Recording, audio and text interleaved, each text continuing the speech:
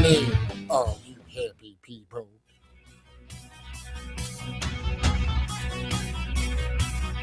Good morning, ladies and gentlemen, and welcome to The Mole Hole with the hardest working sports announcer in St. Louis. He's Randy Molman, and the show starts now. Good morning, St. Louis. We are still alive and prepping for Snowmageddon coming this weekend. Look out. Look out, everyone. Go get your bread and eggs. Don't forget your milk. You know the stores are going to be lit up tomorrow and today and Friday. Now, I will say, over the last snowstorm, I broke our shovel. So I do need to get a shovel. I've been delaying that for a while, and now I got to go get it. I went to get rock salt last night. That's Mark Langston, everybody. and there was like only 5 bags left. Can I tell you though? I was watching the one of the morning shows here locally this morning as I was getting ready. As you can see, I put in a lot of effort to get ready today for the show. If you're watching on YouTube. By the way, I'm Randy Molman. Welcome to the Mole Hole. They were saying this morning, because the snow is going to come down fast and dry, the salt's not going to help. And I was like, okay, I have like 3 bags left over from last winter that I have in the garage. I used 1 bag in our first snowstorm earlier. And then here's the other thing that is concerning. Because it's dry and because it's going to blow around and it's not a soft snow, apparently, it will come down easy to move. But once you roll on it, once you drive on it, it'll pack immediately. So that's what makes the streets. That's what's going to make the streets so dangerous, is that people are going to be driving and they're going to drive on this dry, puffy snow. But then once they put the weight on it, it's going to pack it all down. And Kara Spencer, the mayor of St. Louis, this will be her re-election campaign. It's going to be her first big weather test. That's right. That's right. Let's hope she passes. Yes, let's hope. And I do think they're out pre-treating roads today. Everyone's been talking about it. So the city's prepared, but that doesn't, and there's going to be people out there who are going to be like, they missed it. It's terrible. Well, we may get 7+ inches of snow. You can prepare only so much. Mother Nature is going to stick up her middle finger at some point. That's right. And be like, nice try. But here comes the snow.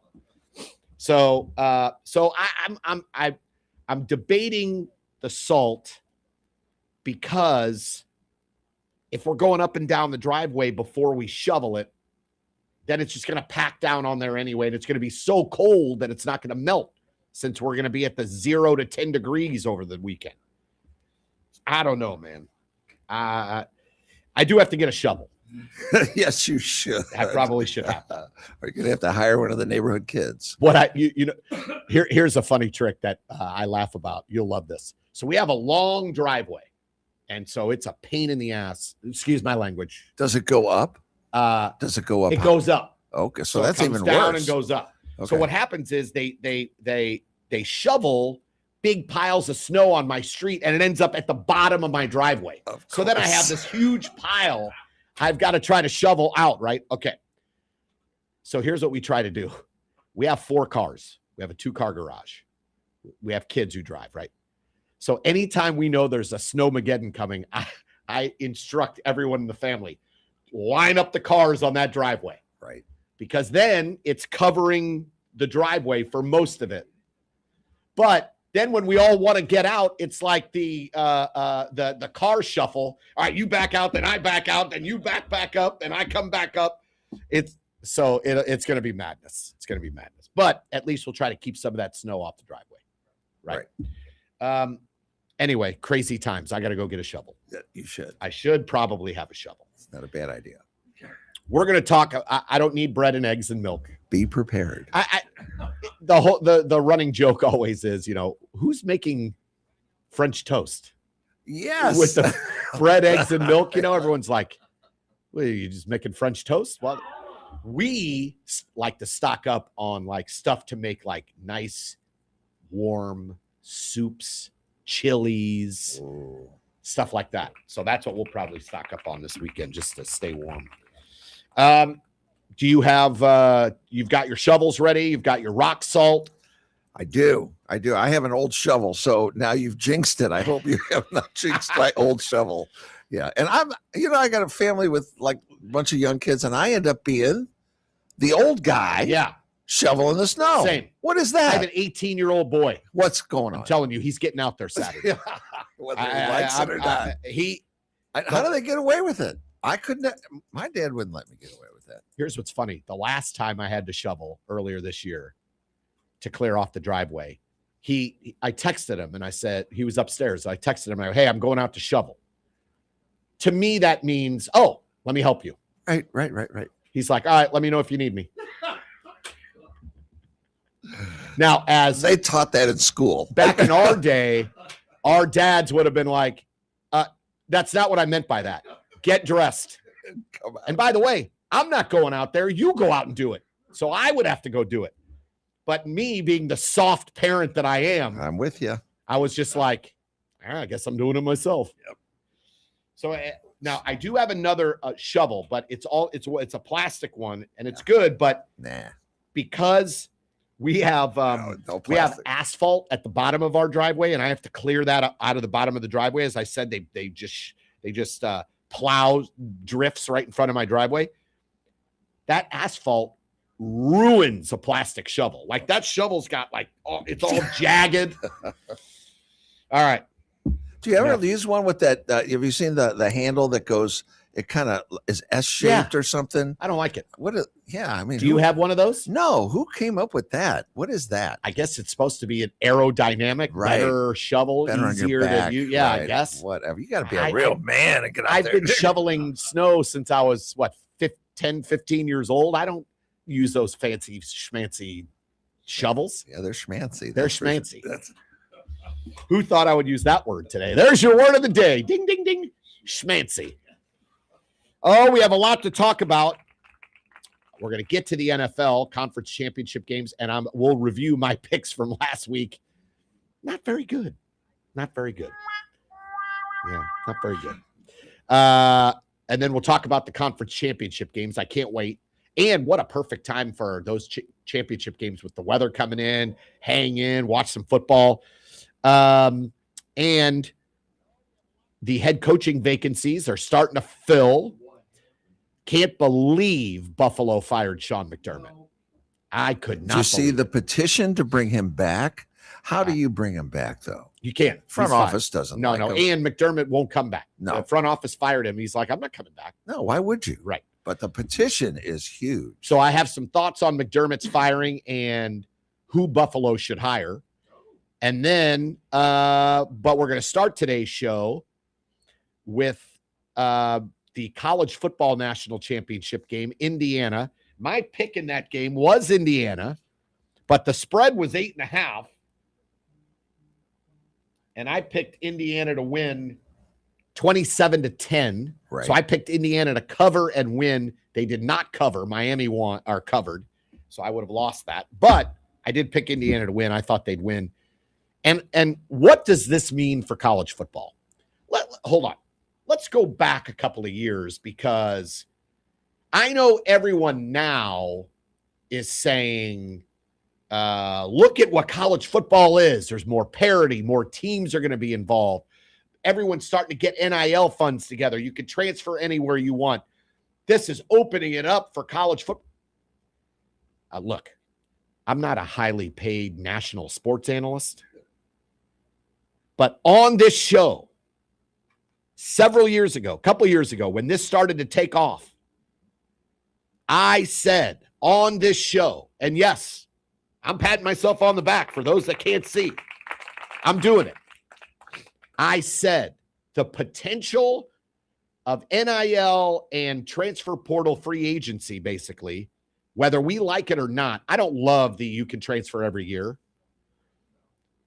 But if that's going to be the way this game is trending and where it's going, it will naturally turn into a sport that has more parity.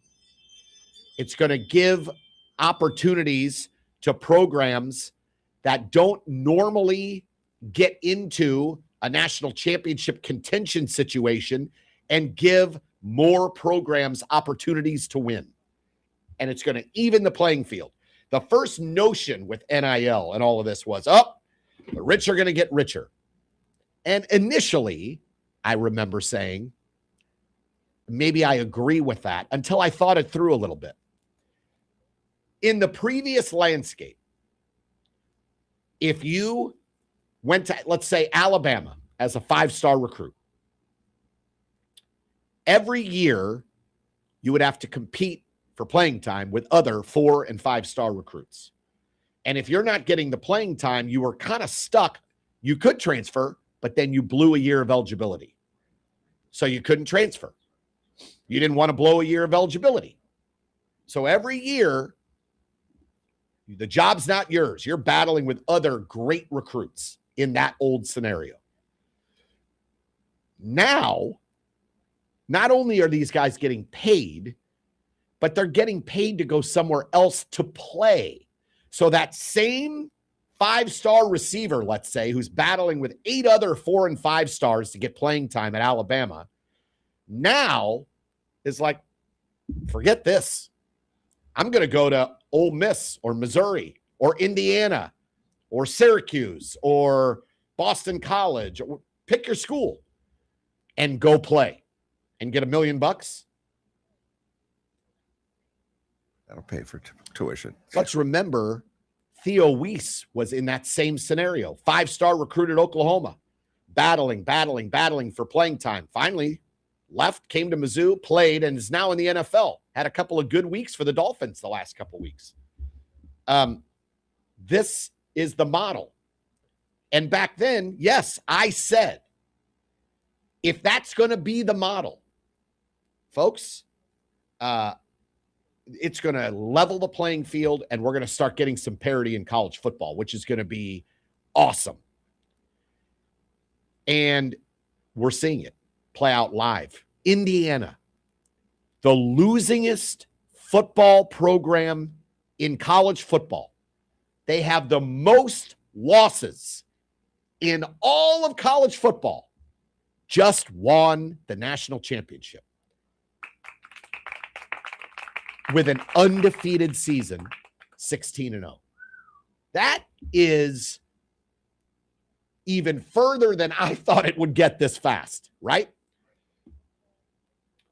You look at a lot of the good programs, like, let's say, Big Ten. Just look at some of the good programs that are consistent bowl teams.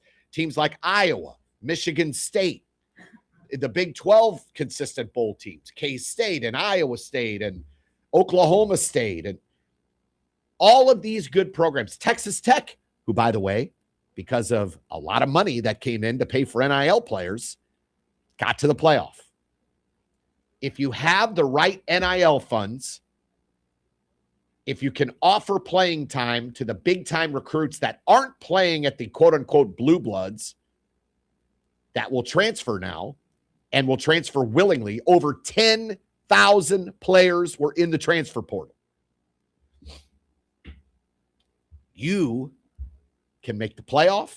You can contend for a national championship. Now, back then, I didn't realize yet that it was going to get to a 12, 16, and even maybe bigger playoff.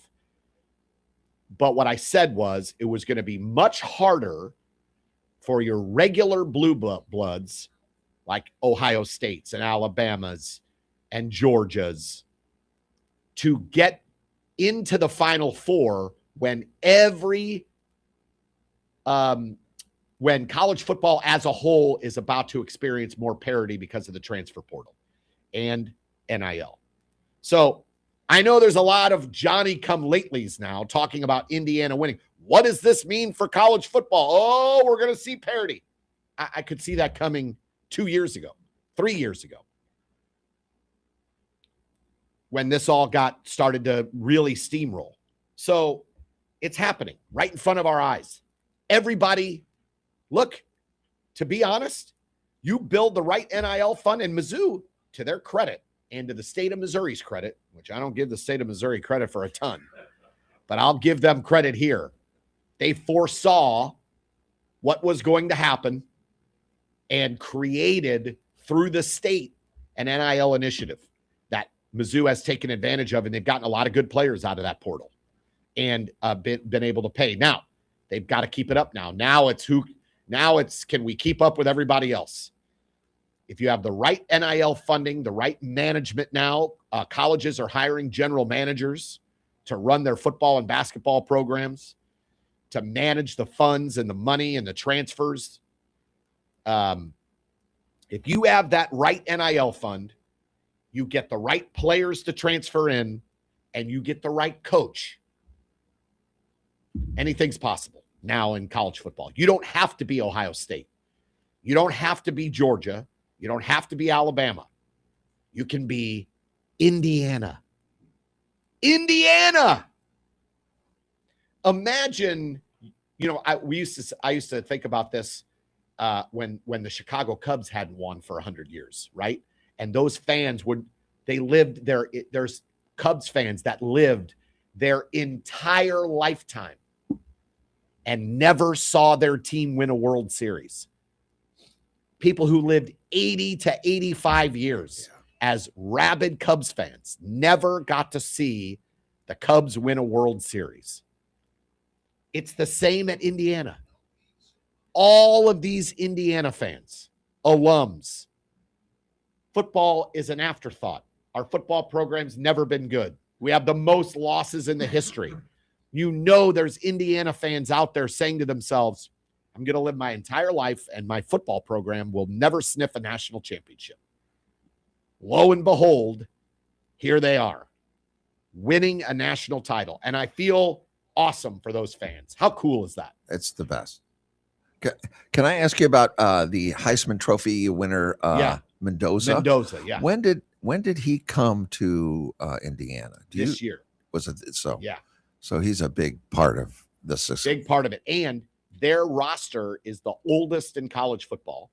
So they got a lot of players, who they were, let's say, seasoned. They were older college football players. They were at the age, they were like 22, 23, 24-year-olds on that roster. Older roster, guys with experience.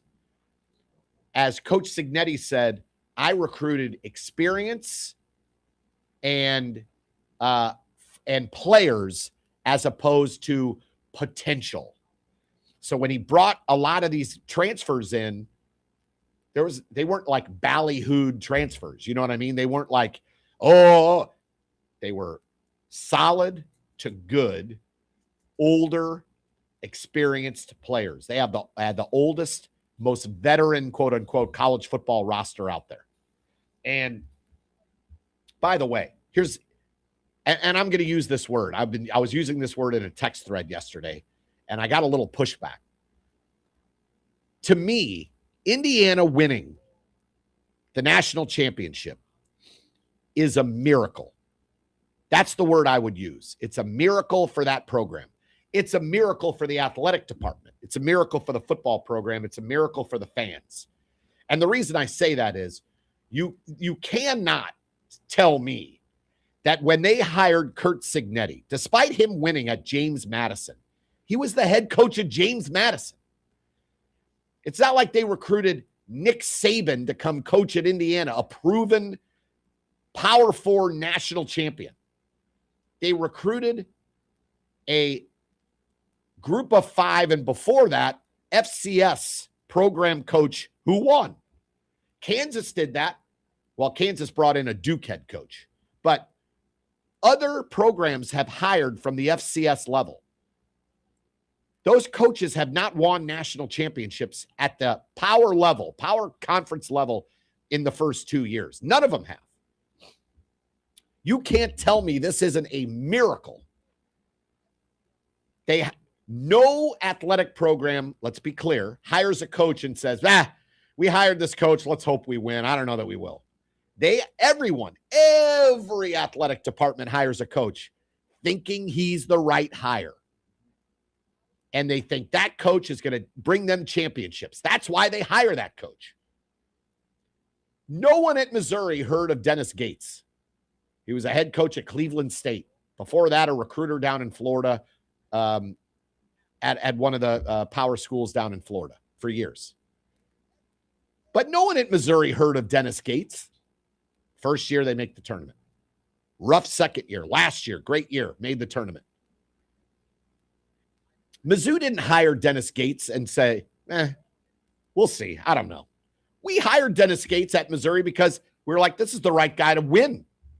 That's what every athletic program thinks when they hire a coach. Mizzou just hired Kelly Harper to run their women's basketball program. They hired Kelly Harper with the thought of she's going to win. Same with Drinkwitz. Same with any coach, any athletic department hires. Hardly ever does it happen. You hire basically a no-name coach. Let's be honest. No one knew who Kurt Signetti was. Nope. He was winning at James Madison. No, Indiana hired him, and in 2 years, he won a national championship. That's a miracle. Nobody, and by the way, if you'd asked the people inside Indiana, they would have told you, oh, we like him, and we think we're going to win with him. Not in 2 years, if they were being honest. First year, he takes him to the playoff. Second year, he wins a national championship. It's a miracle. It's unbelievable. It's one of the best stories ever in the history of college football. There is no argument. And look, now that's over. When you win, like he's won the last 2 years, do you know his first game at Indiana? The stadium was less than half full for his very first game. Well, Indiana football was a losing program, the losingest. They hired a no-name guy from James Madison who talked tough and said he was going to win. All coaches do that. Their very first game in front of a less than half-filled stadium, it took 4 overtimes to beat Akron. And then he won a national championship this week, Monday night. It is one of the greatest stories in all of sports, much less college football. It's unbelievable. Can I add something about Mendoza? Yes. One of his inspirations is his mom. Who has MS. Yes, I was going to say, I noticed she was up in the booth and sitting down, and everybody was after he would do something. And I guess she's had it for about 18 years. Yeah. And I read that when COVID came, she got COVID. Yeah. And that really made it worse on her. But how great that his mom was there. And that's his biggest inspiration. Yes. So what a story. And that quarterback, Mendoza, is such a good kid. He's not a kid. He's a young adult. But that final dive. Oh, my. That touchdown will be replayed over and over and over, that touchdown run. And he's 6'5". Is he? I didn't know. He's accurate. He's big. He doesn't have the strongest arm, but he's accurate. He's big. He's smart. Coach Signetti talked about how he picked up the offense super fast when he got to Indiana. Really smart. Spent a ton of time in the film room. The NFL loves guys like him. He'll be the number 1 pick to Las Vegas. The Raiders, who are a terrible organization, better not screw this up, because there's now talk all these teams are going to offer the Raiders a ton of capital to jump to number 1 to draft Mendoza. Everyone says it's a quarterback-driven league. You have to have a team around the quarterback, right? But you can't mess up the quarterback either. You have to have a good quarterback, or at least someone that's good enough to take advantage of their skill set by being able to surround them with the right pieces.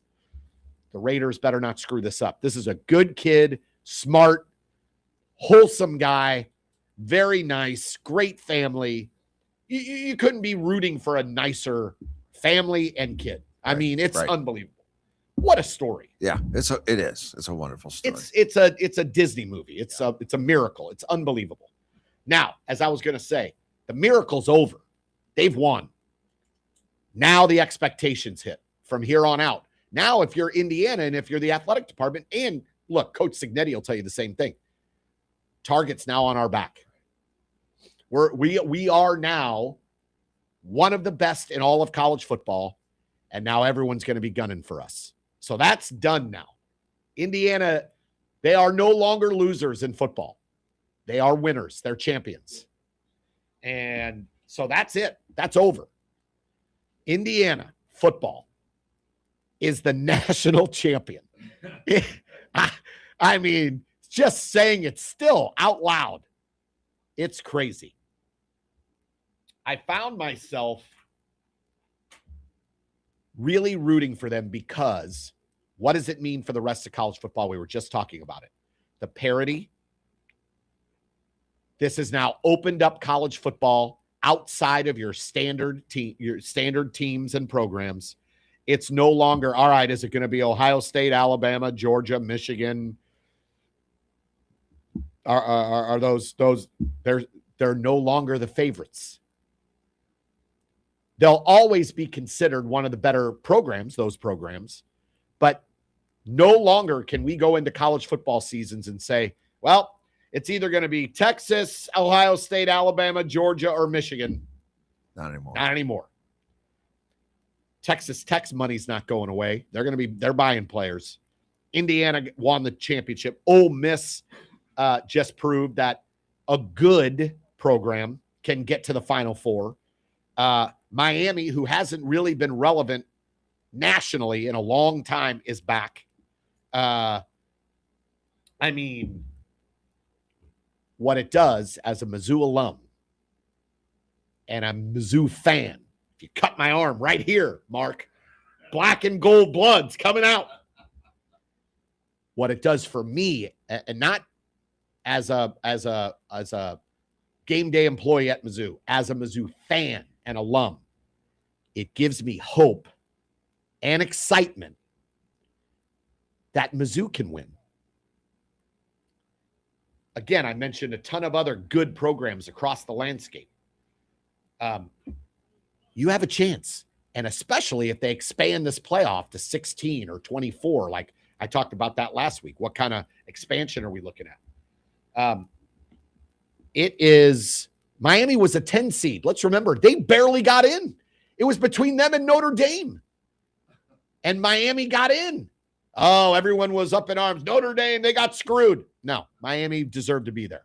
And obviously, they got all the way to the championship game. So, and by the way, I think if I'm being honest, Notre Dame was very good. They didn't deserve to get in, but they were very good. And had they gotten in, I think Notre Dame would have made some noise in that playoff. So, look, what a college football season. And I know it's crazy, and I know we hate all the transfers. And I'll talk a little bit when we come back from the break about what I feel they should do with the transfer portal before we get into the NFL. But everyone hates you could transfer everywhere. Everyone hates all the money now being paid to players. School is no longer important. I get all that. I'm in the same boat. But, boy, I love watching college football now. And I know I have, but I now know I like watching it more because there's parity. I didn't miss Alabama being in the national championship. I didn't miss Ohio State being in the national championship. I didn't. I loved the way this played out. And I guarantee you the rest of the country did as well. All right, we're going to take a break here in the Mole Hole. When we come back, I'll talk a little bit about the transfer portal, what I think they should do with it. And then we'll get into the NFL. Coaching vacancies, playoffs, conference championship games. We'll talk about it when we come back here in the Mole Hole.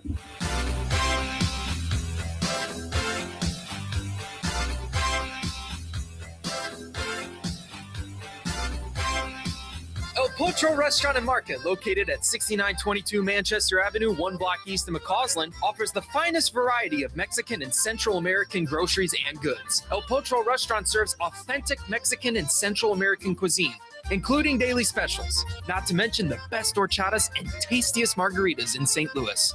Open Tuesday through Sunday. El Potro, 6922 Manchester Avenue, 1 block east of McCausland. Find them online at elpotrostl.com. Jules on Hampton in St. Louis Hills is paying some of the highest prices on gold, silver, diamonds, semi-precious colored stones, coins, flatware, and fine watches on site. Jules on Hampton is a premier jeweler featuring Alvanza's jewel art designs with an exquisite selection of diamonds, semi-precious stone jewelry, and vintage watches. Their expert design team can restyle your jewelry to today's contemporary style. They also do jewelry and watch repair. Need extra cash? Jules on Hampton is paying some of the highest prices on gold, silver, diamonds, semi-precious colored stones, coins, flatware, and fine watches. Bring in your collectibles and clocks, sports memorabilia, and figurines too. Jules on Hampton, 4506 Hampton, just 3 blocks south of Chippewa. Call them at 314-752-5000. 314-752-5000. Jules on Hampton.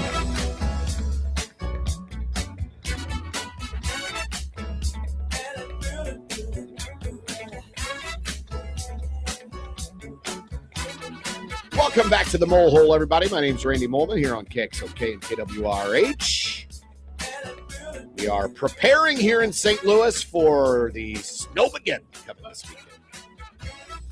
And you got to go get a new shovel. And I got to get a new shovel.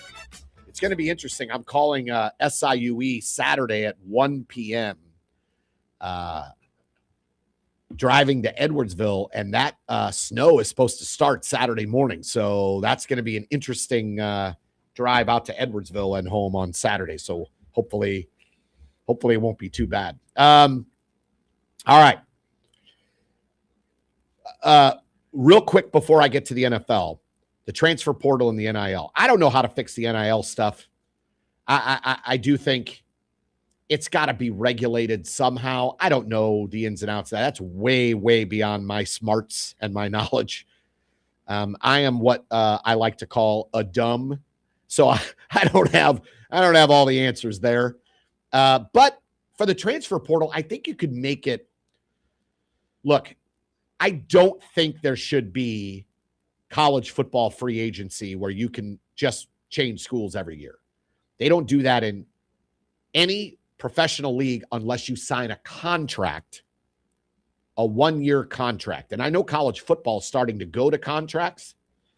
I don't think that's the answer in college football.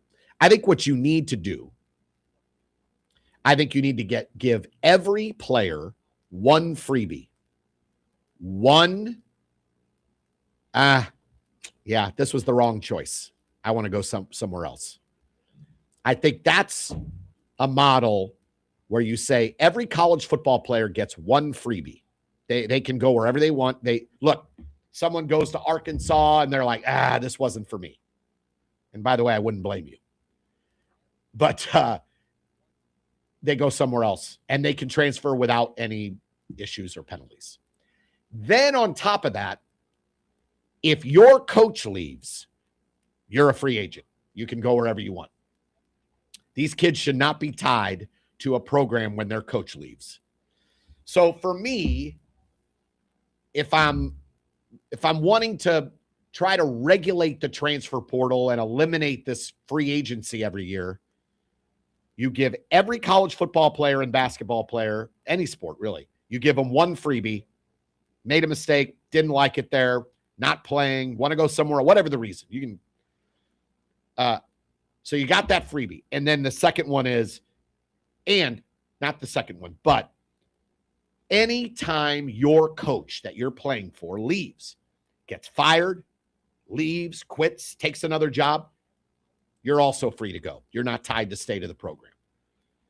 Those should be the parameters. After that one freebie, if your coach is still there and you don't like your second stop, okay, well, now you got to sit out a year just like the old days.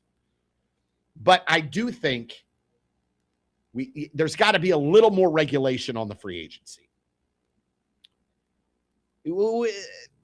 These college football players that are playing somewhere different every season, and they go 5 years in college and play for 5 different programs. Come on, that's a little much. I feel like there should be some regulation around it, especially when the school's paying you now, probably. And secondly, they're also paying for your education, believe it or not. That's still a part of it. So, again, you get one freebie. You can leave whenever your coach leaves. Other than that, after your freebie, if your coach is still there and you want to leave again, well, now you got to think about it because now you're going to have to sit out a year. That's how I would handle it. That's what I would do. I think that would limit some of the year-to-year free agents. I mean, come on, 10,000 players in the portal. I thought I saw. Wow. And what people don't talk about, all these players who get in the portal, they don't all get picked up. So if I'm a guy who leaves a program, I enter my name in the transfer portal. Here's the backside of that whole transfer portal thing. I'm a player. I want to go. I want to see. I'm not getting the playing time I want. I want to go see what else is out there. I enter my name in the portal. I'm not getting a ton of response from the schools that I'd like to go to. Some of these players are going back to their programs and saying, I think I want to stay. And those programs are saying, I filled your spot. Sorry. Now they're left out in the cold. So again, I do think there needs to be some restriction on the transfer portal. So that's just my 2 cents. All right. Let's get to the NFL. First, Mark, you were telling me in the break, I believe your wife had a request. Yeah, my wife Maria wants you to address how many former Mizzou Tigers were represented in the playoffs. Well, first of all, the Bears, the Luther kicker, Burden. Our kicker was one of them. No, go ahead. The Bears, Luther Burden had a great last half of the season. He really came on. So Luther Burden, prominent. And then the Rams, game-winning kick, Harrison Mevis. You look. Which killed me. It was hard for me. It was because I was rooting for Mevis. Yes. Because I want him to have a job in the NFL. Right. He deserves it. And he got it. But I don't like the Rams. No. And I don't want them to so win. with you. Like, where's that group of applause? There they are. Yeah. It was like, come on, Mevis. I hate the Rams. Come on, Mevis. I hate the Rams. Yeah. Denver has a one of their corners, Chris Abrams-Drain, gets a ton of snaps on defense for Denver. And I'm not sure. I'd have to go revisit. I don't think there's anyone on the New England or Buffalo or Niners or Seahawks roster that are. Oh, Drew Lock is the backup quarterback for Seattle. But yeah, good representation by Mizzou and Harrison Mevis. And when he came out and Mike Tirico called him the thicker kicker, right, which is the nickname he got, bestowed upon him at Mizzou. Look, not wanting the Rams to win aside, I know that Harrison Mevis has been trying to get a legitimate shot in the NFL for 2 years. He kicked in the UFL last year for Birmingham, I believe. Didn't miss a kick with Birmingham. Got brought in by the Jets. And then in training camp, the Jets signed a veteran kicker. And it's like, And Nick Folk was their kicker, who's been kicking for years. And then they had him on the practice squad. And, if Folk got hurt, Mevis would have taken. Then the Jets had to do some massaging of their practice squad, so they released him. Then the Rams rookie kicker missed extra points, missed key field goals early in the season. The Rams brought him in for a workout, put him on the practice squad, and then the next thing you know, they're like, we can't live with this other guy. Let's give Mevis a shot. Which, by the way, most teams in that situation who have a rookie kicker, they're not bringing another rookie kicker in. They would normally bring in a veteran. That's a free agent because the veterans are steady. You can count on them. They have experience kicking in big games. So give Sean McVay credit. He was like, I like this other rookie kicker. Let's give him a shot. And he went from one rookie kicker who was failing to another rookie kicker who's ended up making a name for himself, Harrison Mevis. And I am so happy for him that he has now a legitimate shot. And that kick against the Bears probably sealed his fate as a regular kicker now in the NFL. Because once you get a kicking job in the NFL and you prove that you're good enough to kick in the league, look at the kid in Cleveland who kicked for the Battlehawks. He got signed by the Browns and missed an extra point early in the season. They gave him another shot, and he started making big kicks, and now he's a regular. The kicker in Detroit kicked in the UFL for the Michigan Panthers. You get these kickers now, they make a big kick or two, and you latch onto an NFL team, you'll have a job. Because once you go from rookie questionable kicker to reliable, you've kicked in the league a couple of years, now all of a sudden you're that veteran that another team says, oh, wait, Harrison Mevis is available? I'm going to go get him. He made some big kicks in his career. This kick against the Bears probably gave Mevis a regular job in the NFL. And that's awesome. That's awesome. I hate that it's with the Rams. I know, it was tough. But it it's was awesome. tough. He came out and I was going, yes, no. It was really. Because if he misses, the Rams are out. Or the overtime would have continued. They weren't going to lose the game. But you don't want to see him. You don't want to see. I didn't want to see him miss. No. I wanted him as a Mizzou kicker. Right. Bring it home. To bring it home. Yeah. And he did. He nailed it. So that's awesome. And by the way, Luther Burden, it took him a while to get going in that offense. He was a key piece to that offense down the stretch for the Bears. And he had a catch early in that game against the Rams. He caught a swing pass like out of the slot. Someone came to hit him, bounced off a Burden. Then another guy comes, Burden stops, and the defender goes right by him, and he squeezes his way for like 12 yards for a first down. And I was like, man, Burden's going to have a good career. That's so cool. All right. All Mizzou guys. Yes, love it. All right, before we get to my failure picking games last week, let's talk about the NFL coaching vacancies. First of all, 4 jobs got filled. Atlanta hired Kevin Stefanski, the Browns coach. I think so. Kevin Stefanski, has he been good? Have the Browns been good the last few years? No. But their front office is terrible.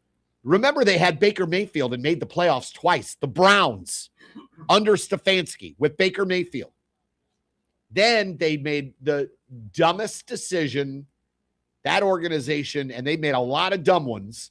They went and signed Deshaun Watson for all that money after all of the scandal in Houston, got rid of Baker Mayfield because they thought they could do better.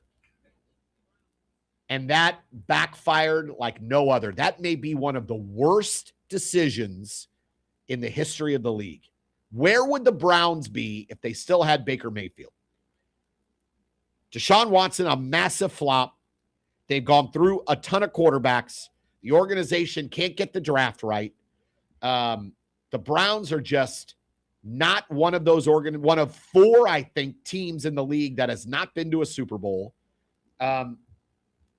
Stefanski, I'm sorry, I think he's a good coach, and now he's going to have a chance to really prove it. He's going to Atlanta with a steady, solid, look, they're not spectacular, but that's a steady, solid organization. He's got a young quarterback in Michael Penix who he could try to develop. Plus, he still has the veteran Kirk Cousins there. So, and he's got Bijan Robinson. He's got Drake London. Their defense is young and better.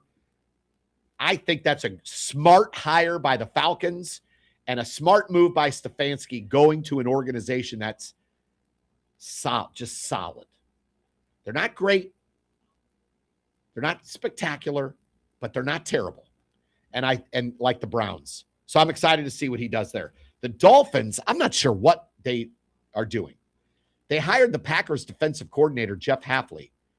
That coach was a coach at Boston College. He had an under 500 record in college. He's a good defensive coordinator, but I feel like Miami could have made a bigger splash, but maybe they didn't have options. Maybe other coaches are like, I'm not touching that because of the contract to Tua. I'm not sure, but that's an unspectacular hire for me in Miami.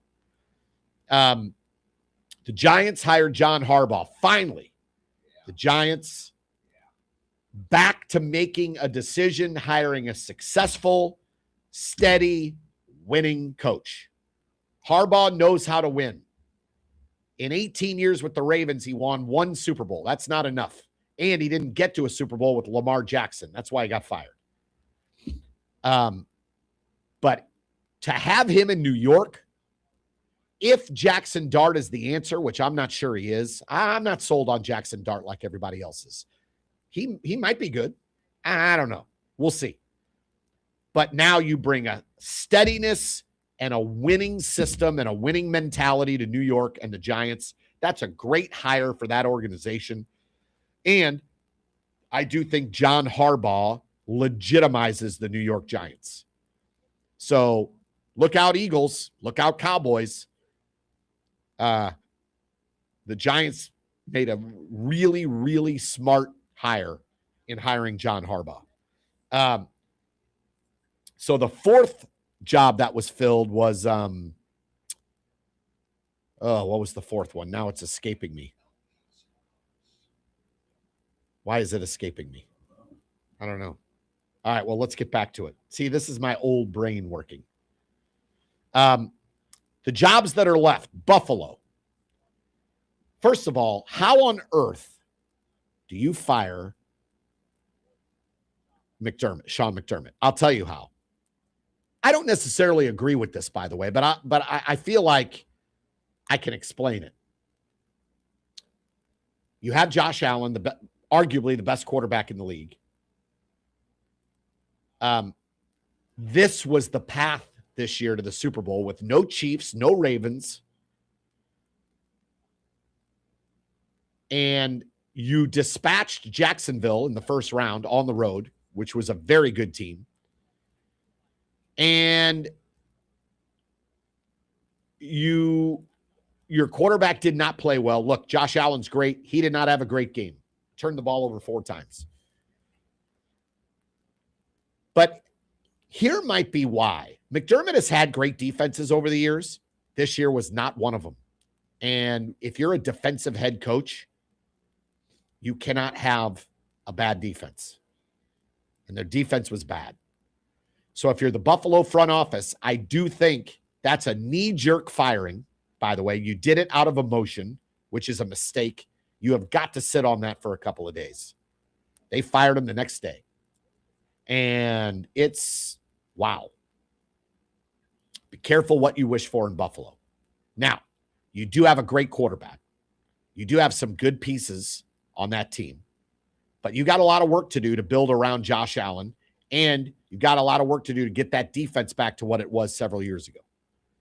To me, I would have fired the general manager. He got promoted. How do you not fire the general manager? Okay. Sean McDermott's going to go somewhere and make that a playoff team. He's a proven playoff coach. But I could see why they did it. When you have a defensive head coach and the best quarterback in the world, some say, yet your defense was not good. And you're a defensive head coach. So I get it, but I don't get it, right? I'm squarely on the fence. The people in Buffalo are not happy.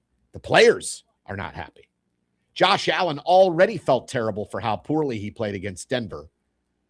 And now that head coach getting fired is on his shoulders also.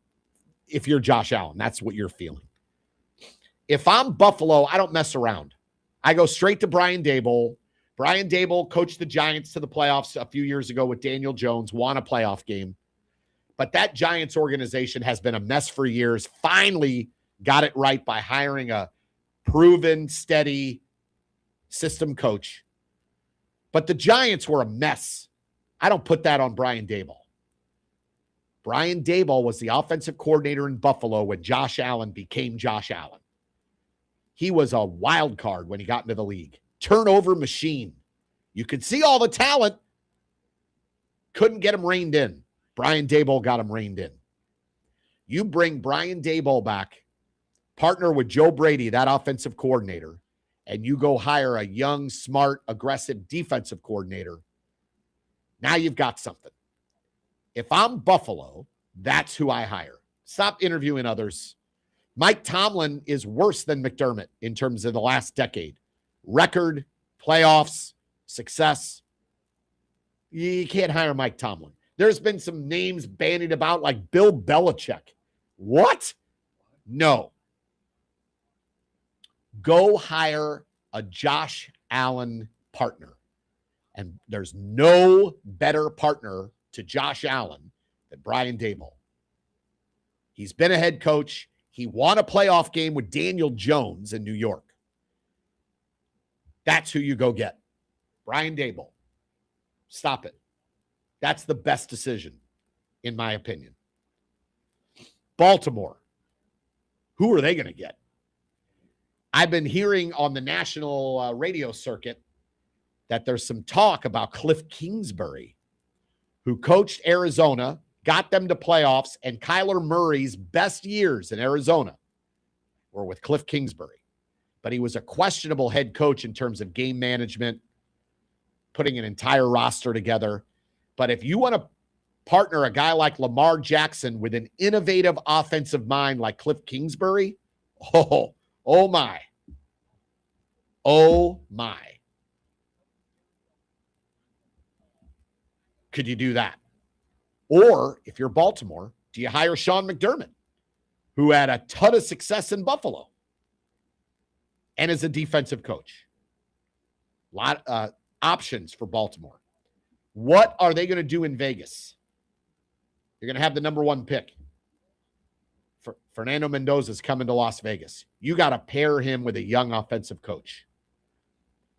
But again, the Vegas organization is a disaster. They need a steadying force. What if you're Las Vegas and you go look at Mike Tomlin? Max Crosby would be thrilled. He'll build a defense there. He'll steady the organization, and he'll have the number one draft pick, the quarterback, like he did when he partnered with Ben Roethlisberger when he took over in Pittsburgh. Mike Tomlin. I don't know. I don't know what you do in Pittsburgh. They interviewed Mike McCarthy the other day.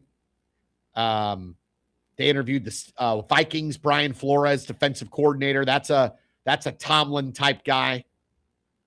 I could see either of those. Mike McCarthy's from Pittsburgh. Cleveland, I don't know what you do in Cleveland. Who knows what Cleveland's going to do? I don't know what they're going to do in Arizona. Who knows what the Cardinals are going to do? But some interesting jobs remain in the 6 jobs that are left. So the rumor is Mike McDaniel, the former head coach of Miami, offensive guy. The rumor is he's going to get hired in Los Angeles to coach the offense and put a system in for Justin Herbert.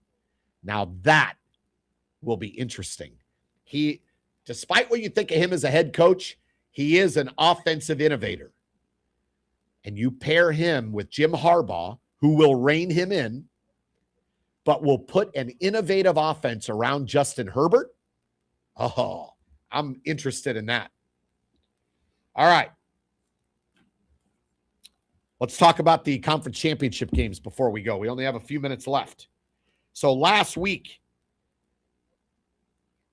I picked Buffalo to win and cover. That didn't happen. Denver won and covered the spread. I picked Buffalo 23-20. I picked Seattle to beat San Francisco 20-16. So I picked Seattle to win, but I picked the Niners to cover. I was wrong on that. because Seattle destroyed the Niners. Wasn't even close. Opening kickoff, return for touchdown. Game was over.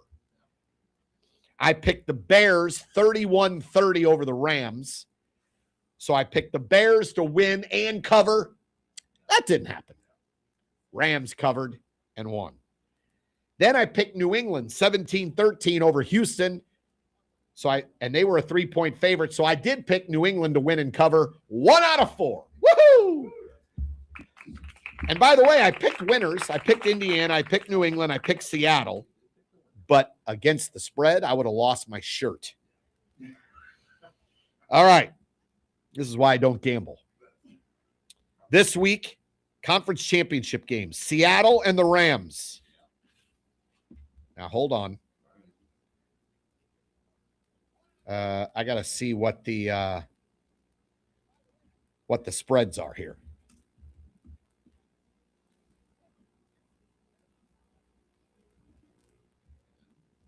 Seattle is playing the Rams, right? At home in Seattle. I like Seattle. I think Seattle's defense is so good. The Rams' offense is so good. Strength on strength. Rams have one of the best offenses in the league. Seahawks have one of the best defenses. Both of their games this year decided by a total of 3 points. Rams won by 1. Seattle won by 2. Both crazy games. In this game, I'm going to take Seattle 30. The Rams 28. The Seahawks are 2.5-point favorites. So I'm picking Seattle to win, the Rams to cover. And I think it's going to be another crazy game. Seattle 30, Rams 28. In the AFC, New England and Denver, I'm going to surprise everybody. New England is a 4.5-point favorite, but they have to play at Denver on the road, and Bo Nix is out for the year. Their backup quarterback's going to play, Jared Stidham. I'm taking Denver. Say what? I'm taking Denver. Say it one more I'm time. riding with the story of the backup quarterback. Nick Foles did it in Philadelphia when he took over and they went on a run and beat the Patriots in the Super Bowl. Kurt Warner never took a snap. Right. Took over for Trent Green and the Rams won the Super Bowl. Unbelievable. There's been some backup quarterbacks that have stepped up over the years. Now, Kurt Warner, he played an entire season. It wasn't at the end of the year. But Denver's at home. They have their home environment. Their defense is legit. As good as Drake May has been, he has had some turnover issues. And in this game, he cannot turn the ball over. And if he does, Denver's defense is going to step up. I like Denver because of the defense. They're going to do just enough. Denver 20, New England 17. So I have New England covering, but Denver winning. And it's going to be a Seahawks-Broncos Super Bowl. There we go. Heard it There's here my first. predictions. Oh, I've been so good so far. If you like my picks, then take the Rams and take the Patriots. You just go the opposite of what I like. Oh, man. Great show today. Everyone, go out, get your French toast ingredients. Make sure you have your shovels, because I got to go out and get a new shovel today. Get your rock salt. Park all your cars on your driveway so you can keep it clean. And be careful out there. If you don't have to go out, don't go out. Stay home. Unfortunately, I have to go out on Saturday. I got to call games, man. I got work to do. Thank you for tuning into the Mole Hole this morning. My name's Randy Molman. We'll do it again next Thursday at 8 a.m. So long, everybody.